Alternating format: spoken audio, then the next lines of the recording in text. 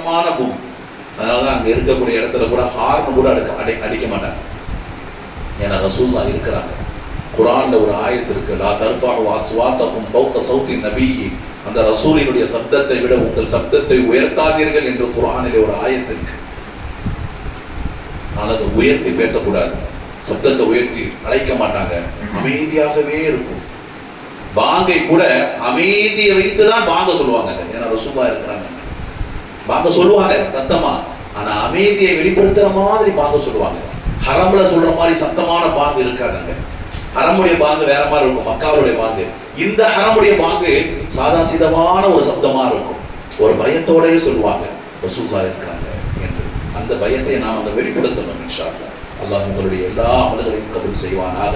உங்களுடைய உம்ரா பயணத்தை அல்லாஹ் லேசுபடுத்தி மீண்டும் ஹஜ்ஜுடைய நசீபையும் அல்லாஹ் உங்களுக்கும் உங்கள் குடும்பத்திற்கும் நமக்கும் நம்முடைய குடும்பத்திற்கும் எல்லோருக்கும் அல்லாஹ் அந்த அற்புதமான பாக்கியத்தை வழங்கி அருள் புரிவானாக. ஆமீன். வாஹிரு தாவானா அல்ஹம்துலில்லாஹி ரப்பில் ஆலமீன். ஏதாவது ஒரு டவுட் இருந்தால் சொல்லுங்க இன்ஷா அல்லாஹ்.